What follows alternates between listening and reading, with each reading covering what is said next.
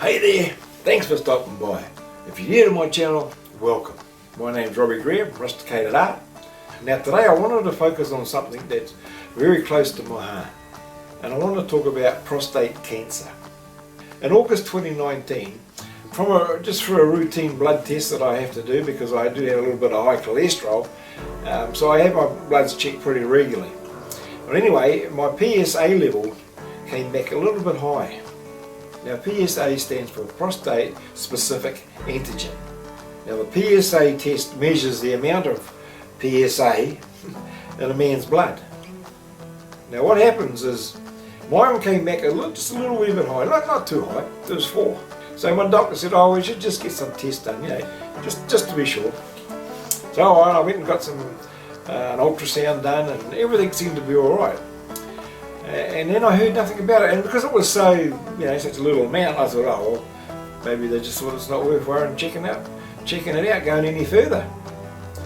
Well, as it turned out, about 6, maybe 7 months later, could have been longer, I know it was a while, I got a letter from the Mater Hospital saying that the government had released some funding and that they were going to be, I was going to be under their care or going through their services to see, what they can do or if there's any problem. Or anyway, to cut a long story short, I ended up going to see a specialist, got the old digital, and he said, oh well, there's a little bit of an anomaly there, but he says just it's very slight. So we did some scans done. So I had the scans, I had 3 or 4 different sorts of scans done, and as it turned out, there was a little bit of swelling on one side of the prostate, on the left hand side. He said probably nothing, but we better go a bit further. So the next step was they had to do a biopsy. Well, the biopsy results came back, and he said he did 13 specimens, he took 13 samples, and out of the 13, 11 came back showing traces of cancer. Now, I had no idea, I didn't have any symptoms or anything. So anyway, I had to have more tests done, more scans done, and they found out that the cancer hadn't spread, but it was big. And the other thing was that, and I'm only talking in layman's terms here, there's probably other ways of describing it, but it turned out that the only real alternative was to go on a hormone treatment and radiation treatment. And all I could think of was, well, I just want it out. So what it does is it sends a signal to the brain that there's no testosterone, because the cancer feeds on the testosterone. So my oncologist said to me, well, what it will do, it will stop the cancer. It won't kill it, but it will stop it from spreading any further. So it's like a starving it. And the next thing is, well, there was no alternative. It was either that, but they didn't want to do surgery because they were scared they wouldn't get it all, and they'd have to do radiation anyway. So anyway, I'm now in my 7th week.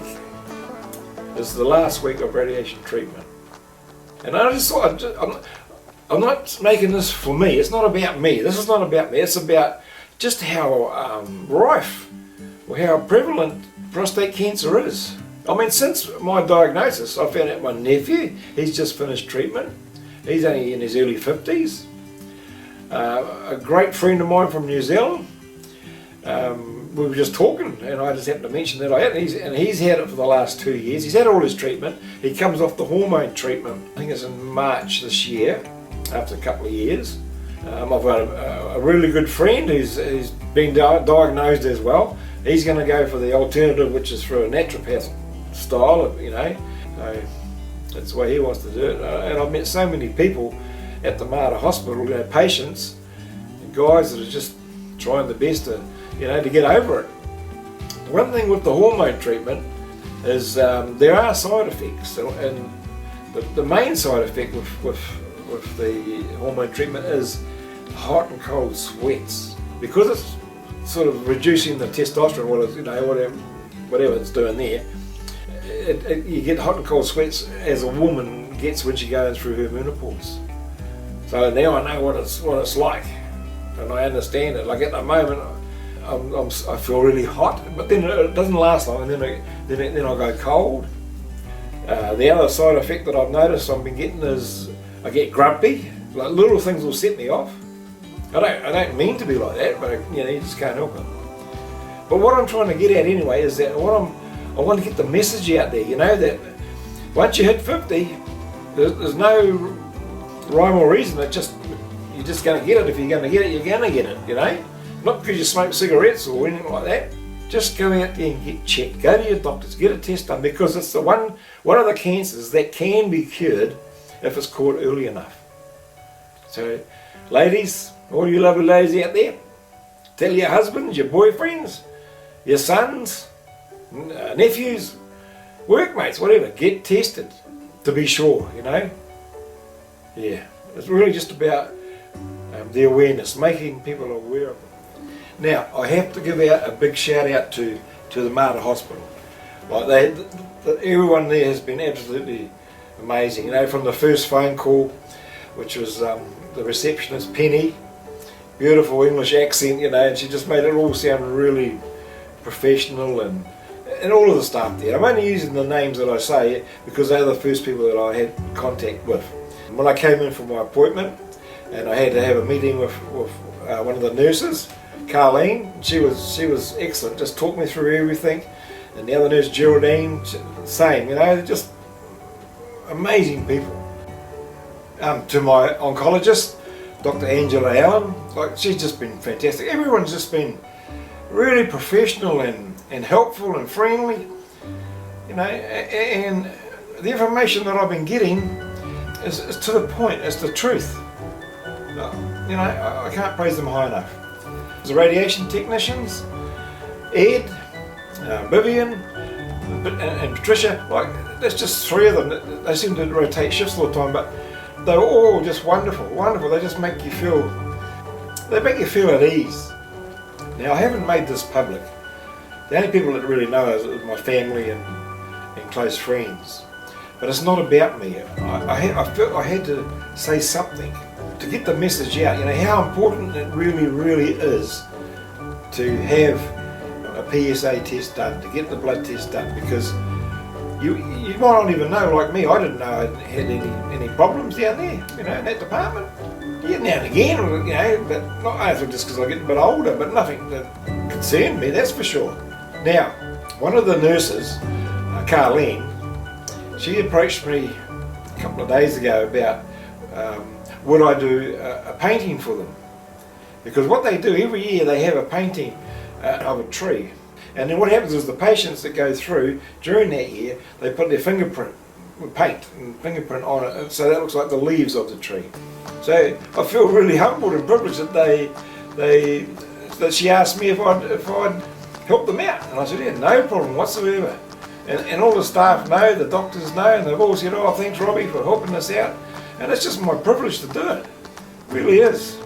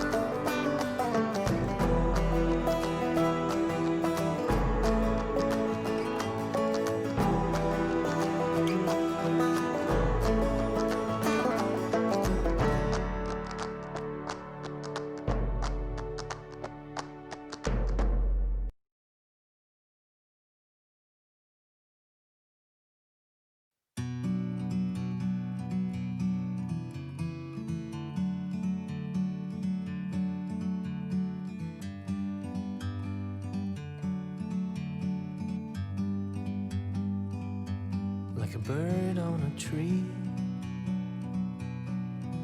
I'm just sitting here.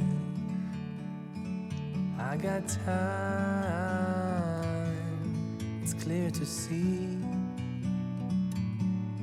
We can sit together, it's so beautiful. How are you? Get it checked. Get it checked, guys.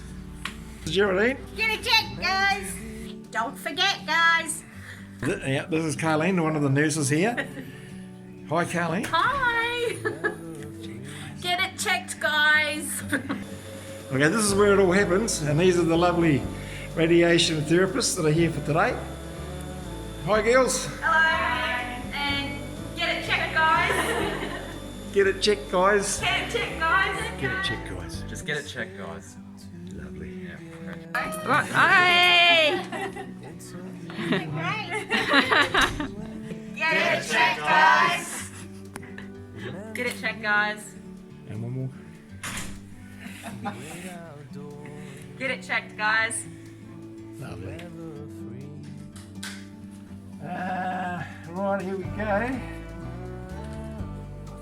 just go.